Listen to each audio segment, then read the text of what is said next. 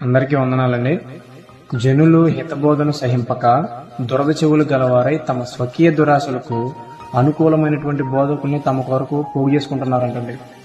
ఈరోజు వాక్యాన్ని సహింపలేక ఎవరైనా పాస్టర్ గారు గద్దించినప్పుడు ఆ గద్దింపునకు లోబడకుండా ఈ పాస్టర్ గారు కాకపోతే ఇంకొక పాస్టర్ గారు అని చెప్పి గద్దించే సేవకుని వదిలేసి తమకు అనుకూలంగా ఎవరైతే తమకు అనుకూలంగా నడుచుకునే బోధకులు ఉంటారో తమ కొరకు పోగు చేసుకుంటున్నారంటండి.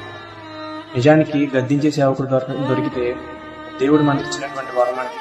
ఆ గద్దింపునకు విధేయత చూపించి మనం నడుచుకోవాలి. అలాగే సత్యమునకు చెవినివ్వకుండా కల్పనా కథల వైపు తిరుగుకాలం వచ్చిందని వాక్యం సెలవిస్తుంది.